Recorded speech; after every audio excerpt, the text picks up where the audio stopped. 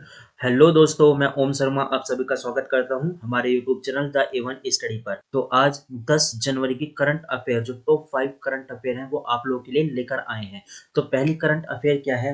तो पहली न्यूज़ है, भारत ने दवा निर्माताओं के लिए अच्छी विनिर्माण पद्धति को अधिसूचित किया है। अर्थात इसका मतलब क्या है? आप लोगों ने न्यूज़ भी सुनी होगी कि उज्बेकिस्तान में क्या हुआ था। ये भारतीय सिरप है, वहां पर गया था, कुछ बच्चों को दिया गया था, जिसमें से क्या हुआ, 18 बच्चों की मौत हो गई थी। टोटल 21 बच्चों को ये सिर्फ दिया गया था और 18 बच्चों की वहां पर क्या हो जाती है, मौत हो जाती है, जिसके कारण क्या होता है, हालात गड़बड़ा जाते हैं और भारतीय जो दवा निर्माण कंपनी है उन पर क्या होता है, प्रशंसन खड़ा हो जाता है।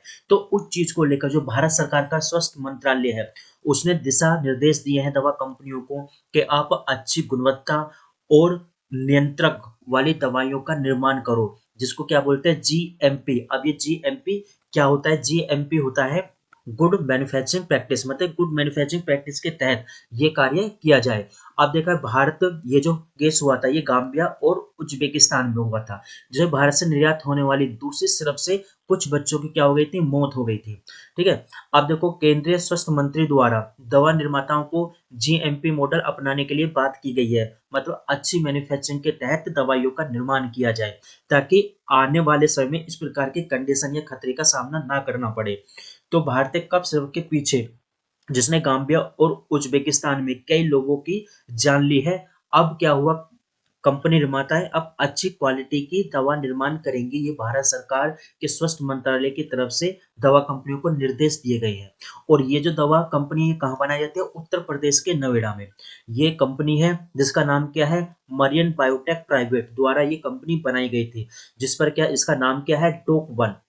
ठीक है, जिसका नाम क्या है, डोक वन मैक्स सिरप। अब क्या हुआ, इस पर इसको फिलहाल के लिए रोक दिया गया है, लेकिन अब अच्छी क्वालिटी की दवा बनाने की बात कर दी गई है। ठीक है, आगे चलते हैं।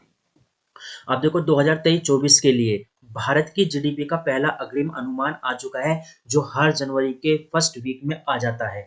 अब इसमें क्या बताया गया, सरकार का पहला अग्रिम अनुमान जो 6 जनवरी को जारी किया गया था, इसमें बताया गया जो हमारी अर्थव्यवस्था है उसका 7.3% क्या हुआ है, विस्तार हुआ है, यानी वृद्धि हुई है। तो उसमें बोला गया है मजबूत घरेलू मांग, मतलब जो हमारा जीडीपी है उसमें क्या हुई, वृद्धि हुई है। तो घरेलू मांग के कारण 7.2% की वृद्धि हुई है और सरकारी का जो व्यय है वो कितना बढ़ा है, केवल 3.4, लगभग 4% वो सरकार का व्यय बढ़ा है। बस इतना ध्यान रखना है, हाँ जीडीपी में सुधार हुआ है आप लोग को, और सरकार का व्यय लगभग 4% बढ़ चुका है। औद्योगिक क्षमता और उत्पादन को बढ़ाने के लिए जो दिशा निर्देश दिए गए थे उसमें यदि निवेश की बात करें तो इस वित्त वर्ष में निवेश 9.3% की वृद्धि हुई है, यानी जो इन्वेस्टमेंट हुआ है उसमें भी 9% की लगभग वृद्धि देखी गई है, ऐसा अनुमान आ चुका है। ठीक है, तो इसमें बस कुछ ध्यान नहीं रखना, बस इतना ध्यान रखना, हाँ जीडीपी में सुधार हुआ है। क्योंकि आपने भी देखा होगा जो कोरोना काल आया था उसमें भारत की नहीं पूरे विश्व स्तर की जीडीपी में गिरावट दर्ज की गई थी, यहाँ तक कि नेगेटिव में भी पहुंच गई थी। ठीक है, आगे चलते हैं। अब देखो, ये महान प्लेयर जिसको फुटबॉल का बादशाह कहा जाता है, मारियो जागलो, इनका क्या हो चुका है, निधन हो चुका है। अब मारियो जागलो का निधन हो चुका है, बस इतना ध्यान रखना है कि मारियो जागलो ये किस देश से संबंधित थे, तो ब्राजील से संबंधित थे। और ये किस खेल से संबंधित थे, तो फुटबॉल से संबंधित थे। इतना जरूर ध्यान रखना है। तो खिलाड़ी और कोच ये दोनों रह चुके हैं। इन्होंने फीफा विश्व कप ट्रॉफी जीतने वाले पहले फुटबॉलर थे मारियो जागलो, का ब्राजील में 92 वर्ष में निधन हो चुका है। इन्होंने ब्राजील ने 1958 और 1962 में विश्व कप दिलवाया था, तब ये टीम के अंदर क्या थे, स्ट्राइकर थे। ठीक है, और 1970 में ये कोच रह चुके थे जब इन्होंने, ब्राजील ने इटली को हराया था 4-1 से, यानी ब्राजील के अंदर जीतने वाले प्लेयर भी रह चुके हैं और ये कोच भी रह चुके हैं। ठीक है, जो फीफा वर्ल्ड कप इन्होंने जिताया था ब्राजील को। अब आगे चलते हैं। ये बोइंग कंपनी का क्या है, ये एक एरोप्लेन है। इसमें क्या हो गया, क्षतिग्रस्त हो गया था क्योंकि इसकी बॉडी में अभी हाल ही में देखा गया छेद हो गया था। तो हमें बस इतना ध्यान रखना है कि हाँ बोइंग एक कंपनी है अलास्का यानी अमेरिका की। तो अलास्का एयरलाइंस के बोइंग 737 मैक्स 9 को अभी आपातकाल रूप से क्या किया गया था, लैंडिंग किया गया था, क्योंकि विमान की जो बॉडी है उसमें जो फैन पैनल था फट गया था, जिसके कारण इसकी बॉडी में क्या हो गया था, छेद हो गया था। इतना ध्यान रखना है कि भारत मैक्स 9 वन को फॉलो नहीं करता है। मैक्स 9 वन का मैक्स 9 का संचालन नहीं करता है भारत, इतना ध्यान रखना है आप लोगों को। जिसमें केबिन में दबाव हो कम हो गया था और उसके कारण क्या होता है, बॉडी में छेद हो गया था। भारत मैक्स 9 का संचालन नहीं करता है। ठीक है, आगे चलते हैं। उष्ण कटिबंधीय चक्रवात लहरें बढ़ रही हैं।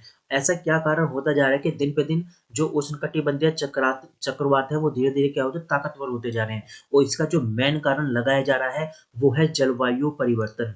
जलवायु परिवर्तन के कारण न केवल चक्रवात बड़े स्तर पर क्या होगा, बहुत सारी मौसमी घटनाओं का सामना करना पड़ रहा है और आगे भी ऐसा ही होगा यदि जलवायु परिवर्तन को नहीं रोका गया। तो अभी क्या न्यूज है इसमें, नेचर कम्युनिकेशन जर्नल में 3 जनवरी 2024 को एक अध्ययन यानी एक लेख प्रकाशित हुआ था। उसमें बताया था कि उष्ण कटिबंधीय जो चक्रवात है उनके द्वारा लाई गई समुद्र की सतह की लहरें समय के साथ क्या होगी, बढ़ती जा रही हैं। लहरें क्या हो, बढ़ती जा रही है, उनकी ऊंचाई में भी वृद्धि हुई है और उनकी ताकत में भी वृद्धि हुई है। तो हमें यहाँ पे क्या ध्यान रखना है, उष्ण कटिबंधीय चक्रवात होते क्या हैं, इनको ध्यान रखना है। तो इसमें उष्ण कटिबंधीय चक्रवात क्या होते हैं, ये एक तूफान प्रणाली होती है जो गर्म उष्ण कटिबंधीय महासागरों के ऊपर बनते हैं। यानी जो गर्म महासागर होते हैं, गर्म का मतलब ये नहीं है कि उनका टेम्परेचर कितना 337 या इस टाइप से पहुंचा है, इतने डिग्री सेंटीग्रेड पहुंचा है। गर्म का मतलब ऐसे भी होता है, मान लिया किसी सागर का टेम्परेचर 4 डिग्री सेंटीग्रेड है, तो वहीं किसी सागर का टेम्परेचर 6 डिग्री सेंटीग्रेड है, तो इन दोनों में गर्म कौन सा है, ये वाला गर्म माना जाएगा, जबकि है दोनों ही ठंडे वास्तव में। लेकिन क्या होगा, दोनों को सापेक्षिक तौर पर देखा जाए तो ये गर्म माना जाएगा। तो उष्ण कटिबंधीय चक्रवात कहाँ पर बनते हैं, ये गर्म महासागरों के ऊपर बनते हैं, वहीं से वो अपनी ताकतों को ग्रहण करते हैं। तो जो उष्ण कटिबंधीय चक्रवात है, जो उष्णकटिबंधीय चक्रवात है, अपने विकास को बढ़ावा देने के लिए गर्म समुद्र की सतह पर ऊर्जा खींचते हैं। मतलब ऊर्जा खींचते हैं, वहां से भाप ग्रहण करते हैं और क्या होते हैं, अधिक आक्रामक होते हैं। और जितना आक्रामक होंगे उसमें स्पीड आएगी, और स्पीड आने के कारण वो तेजी के साथ जो तट होते हैं वहां पर क्या करते हैं, वो बरसात करते हैं, जिससे काफी ज्यादा हानि भी होती है। वे तेज हवाएं, बड़ी समुद्री लहरें, तूफान और भारी वर्षा उत्पन्न करते हैं। तो बस इतना ध्यान रखना है। जो अभी अध्ययन आया है जलवायु परिवर्तन के कारण, उसमें यही बताया गया है कि उष्ण कटिबंधीय चक्रवात जो आ रहे हैं इस समय, वो लगभग पहले की तुलना में काफी ज्यादा अधिक आक्रामक रूप से आ रहे हैं। ठीक है, तो हमारे पास टॉप 5 करंट अफेयर यही थी। कैसे लगी क्लास जरूर बताना। Thank you.